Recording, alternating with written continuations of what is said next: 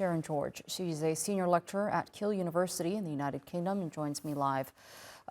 So a lot of devastating scenes there coming from Greece. How much of what we're seeing could be blamed on the climate crisis, given that these fires year after year are becoming more widespread and more intense? Yeah, and that's exactly what we are seeing. We're seeing as climate change is really now taking grip, and we're starting to see these changes. Whereas in the past we've kind of we've been more tentative as scientists to say this event has definitely been caused by climate change.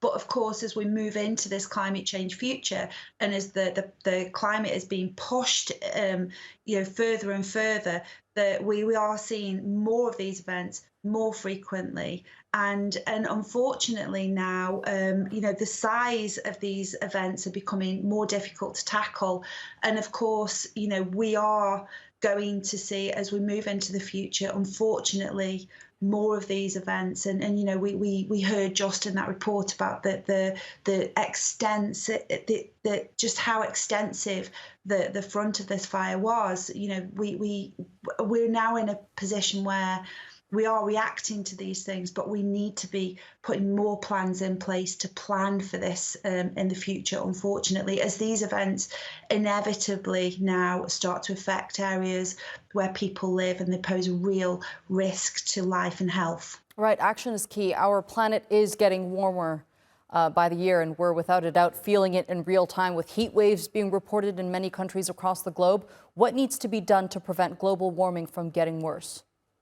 Well, I think right now we need an international urgent effort to curb, already the carbon dioxide emissions that we're putting out that are all driving these effects that we're seeing. But it's not just about emissions; it's about planning for to make sure as the summers are getting hotter, winters are becoming warmer, and the ground is becoming drier, and these winds are picking up. We need to be kind of doing things like managed burn where we know these risks are high. We need to be also planning so that these events, when they do inevitably occur, are more preventable and the risks are managed. So things like fire breaks, managed burns, so that when a fire does break out, it can be brought under control quicker and not run out of control like this, doing damage to not just property but the ecosystem, and damage that these are areas that are going to take a long time to recover. What's your message to those who deny the climate crisis, all while experiencing some of the worst natural disasters of our time that has led to displacement and destruction of wildlife?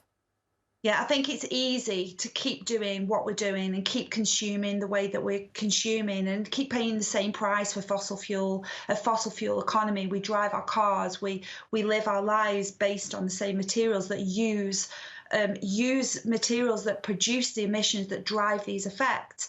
And when the effects happen way away from our own consumption, it's hard to make that link. But these events are happening more and more often. We're seeing more fires, more flooding. We're seeing areas of places like Bangladesh being inundated and groundwater being leached by rising seawater. This is happening right now. Literally, our planet is burning. And we need to, each of us, take responsibility. Governments need to act, and we as citizens need to back governments and support those difficult decisions that we all need to make as a global society. Indeed. Sharon George, thank you so much for your time. I appreciate it. Thank you.